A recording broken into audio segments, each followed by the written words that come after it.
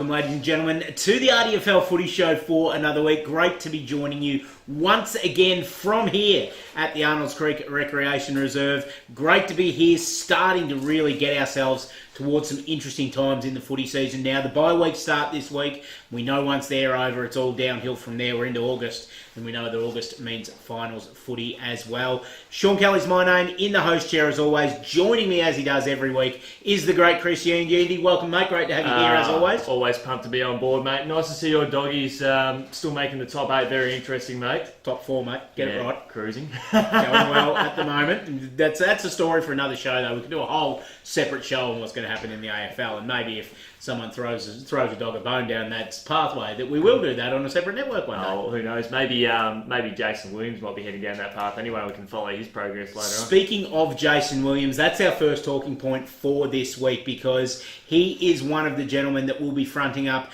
in The Recruit this year. Of course, the reality television program, 15 recruits, 1 guaranteed AFL contract. And Jason Williams, of course, from the Diggers Rest Footy Club in Port Melbourne this year as well, one of those 15 that's in the mix. Yeah, and everywhere you go, you see the promotional material. There is Jace at front line and centre. He's in the heart of it as well. So we're hoping he's done a really good job, and an outstanding footballer, and good opportunity for him, and fingers crossed. Outstanding person as well, and just a little bit of a scoop. We may have him on the RDFL Footy Show in the coming weeks as well, to obviously talk about not just his football journey, but also how he's going on the Recruit as well. So be very interesting to watch that one. Watch this space. Well, he did have a run on the weekend too, so he's feeling really pumped in Burrows colours.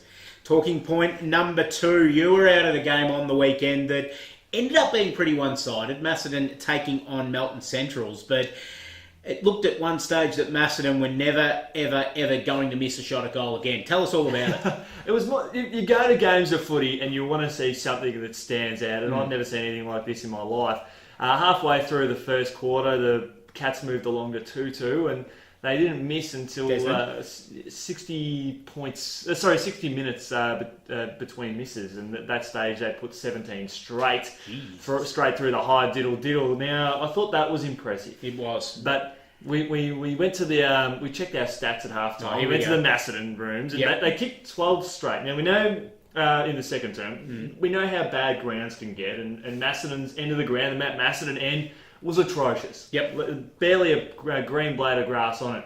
They kicked 12 goals straight in the mud in that horrendous conditions from 14 inside 50s. Figure that out. 14 inside 50s. 14 inside. That is making the most of your forward entries, and I'm sure Joff would have been very, very pleased with that one at half-time. Absolutely. It was unreal. And Sean Harrison had kicked a couple of goals in that stretch as well. He was the one that was a bit ambitious with a shot and a boundary in the third term in the nice green vicinity out there, and he ended the streak. So come on, Harrow. 2-2 to 19-3. So I've never seen anything like that in a game of footy. I don't think we will in a long time. Great to see Macedon winning, and more importantly for them, that win propelled them back into the top 2. And with a game clear on Riddle, because of our third talking point, the Broadford Footy Club, they are just absolutely flying at the moment. They've knocked over Riddle. They've knocked them from the top 2 as well. And they're really making, I suppose, they're in 5th spot at the moment, but they're only a game behind 3rd now. And whilst everybody knows how important it is to finish in 3rd spot, apparently, which is apparently the charmed spot from all the finals, we did see last year that 3rd spot isn't exactly the be-all and end-all, because that was where Rupert's would finish, and the Rupert's Wood finals curse just found another way to amuse us last year. Yeah, exactly.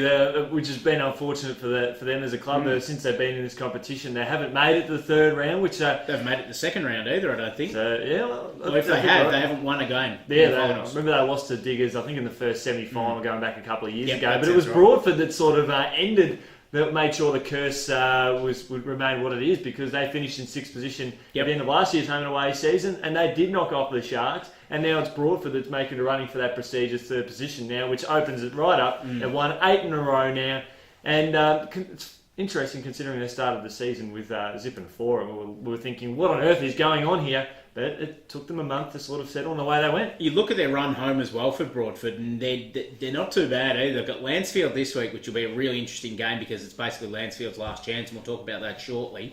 Then after the split round, they've got Rupert's Wood at home. Interesting game. They have got Wallen at home.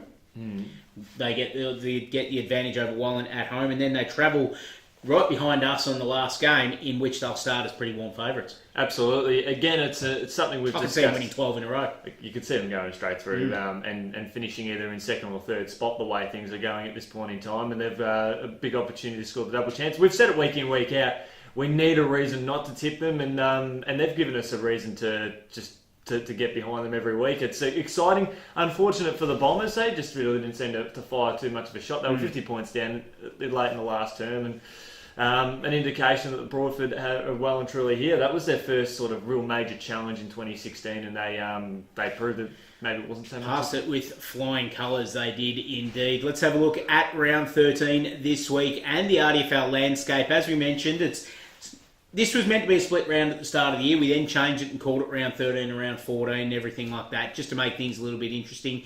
Woodend Heskett and Sunbury Kangaroos will play in both weeks of this round because obviously they had their bye earlier on. But apart from that, it's basically the bye rounds for the rest of the teams. So 4 games this week to talk about, and some interesting ones as well. Starting out at the Gilbert Gordon Oval, Woodend Heskett taking on Melton Centrals. Neither of these teams will feature in the finals this year, but this is a real game for pride between both of these sides. It certainly is, and we'll see how the GGO's holding up. They've got a little bit of traffic heading on it towards the end of the season. They had 6 games of junior footy on the Sunday, so be keeping an eye on how that one's progressing, whether the ground itself is capable of hosting a final, and whether the Hawks are able to just make the most of the run to have an opportunity to get some good form in towards the end of the season, because they are injury ravaged. Losing Tommy Grawthrop a few weeks ago to a hand injury to basically end his season, and the Hawks are sort of lacking that designated forward outside coach Ross Slider. Although I think Josh Smurden is doing pretty well, but that's one thing the Hawks have prided themselves on, having that tall forward, because at the other end you've got Matt Gilmore, who showed some good signs on the weekend, but just limited opportunities. Yeah, who are you tipping in this one, please? I'll have to go with the Hawks. Not just because you're wearing the logo on your chest today? No, not just because I'm wearing the ID. I'd be shot, I reckon. I was going to say, you're shot when you walk out that door and Central start walking in for training and things like that. Fitzy's going to come up and absolutely string you from the tallest tower here at Arnold's Creek. Oh, I better make a run for it quickly. You mentioned, obviously, about grounds seeking a bit of traffic at this time of year. That's happened at Salesian College as well, to the point where this week's game between Rupert's Wood and Romsey won't be played at Salesian College, will be played at the Clark Oval in Sunbury, and that helps Romsey out, I think, a little bit, because it gives them more room to run. It's a great deck at the moment at Clark Oval, a huge ground, as we know, really gives them some space to move, but I'm sure Rupert's Wood won't mind it at all either. They won't mind it at all either. You're spot on there. I guess I have a question mark as well. I know I'm jumping off the books here, but they've got, I think, their last 2 games scheduled over at Salesian College. And they're Macedon and Riddle too, so they're 2 pretty big games. So that's something that we'll sort of see how the ground holds up a little bit towards that end of the year. But to this one here, it's going to be a cracking game of footy, and the Sharks, they are flying at the moment. Although Romsey, probably outside the top 6, they've been the most informed team. They really gave the Burrows a shake on the weekend. They were ahead at half time, and they were dominating for a lot of the part of the game before getting slipping away, and they weren't too bad against the Cats either. So they could be right in the way in the finals at this stage. They could be indeed. They won't make the finals this year, Romsey, but they may shape them. Absolutely. Well, as they always say, a chance to upset the apple cart, and this is a big opportunity here. And I reckon that Rupert's will be favourites going in, but Romsey will not go down without a fight. And they didn't have the 2 Burkett brothers playing last week either, and they gave the flag favourites a real push. But the Sharks, again, they've just been in top form. Yeah, I think that Rupert's Wood should get this one. Emphasis on should being there as well, though. Yep. Broadford taking on Lancefield this weekend. We touched on this game earlier. Obviously, Broadford looking for 9 in a row and really gives them a chance to perhaps press up into a top 2, top 3 position, which could be open for them the way that the fixture works out. But, boy, Lancefield need this one. This is Lancefield's season on the line here today. They're 2 games behind Wallen in 6th spot at the moment. They lose this one, they could potentially be completely out of the mix. I've had a look at their finals draw and the way results are sort of going, and I'm hoping to slip something into the footy record this week. That even if they do happen to drop this game, results could suggest that they might still be able to slide in mathematically, given how... After this, I've just had a look at it. They have 3 home games in the last 3 rounds. They face Wallen.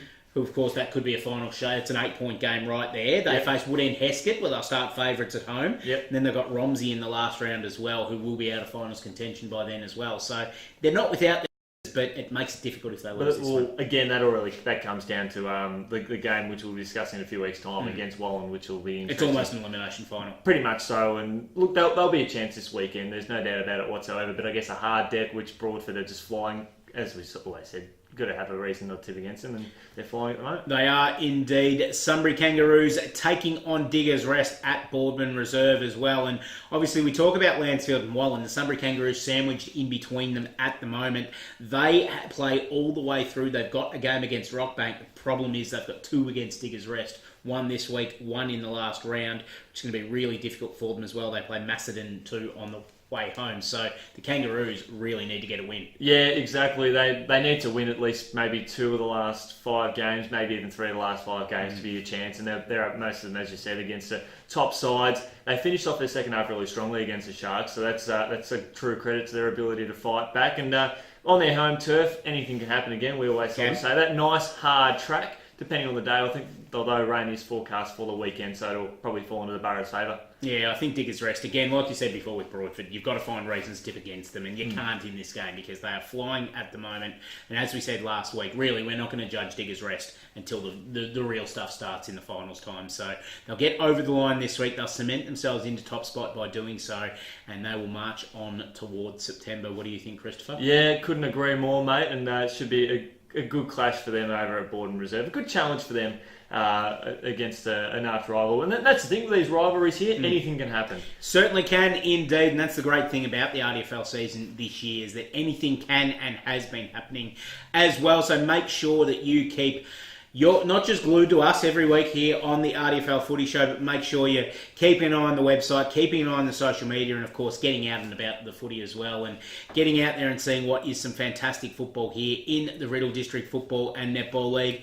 Thanks for joining us this week, mate. A pleasure once again to have you here. Absolutely, mate. Always a pleasure to be on board, and we're looking to see 2 sides in the bottom half of the ladder having a crack this weekend. Wood End Central's footy on your radio. It's going to be an absolute ripper, footy returning to the GGO, so we're looking forward to getting around that and just seeing how these 2 sides down the bottom have sort of contested out. Should be a cracking game. Have a listen to that one, 100.7 Highlands FM as well, 88.1 at the ground. No, still 100.7 Still 100.7 all the way through now. Change things around with the Narrowcast. Absolutely, mate. We're loving it. Very, very good work indeed. We're loving having you on board here on the RDFL Footy Show as well. We look forward to seeing you again next week as we bring you more from around the grounds in the Riddle District Football and Netball League. We'll see you then.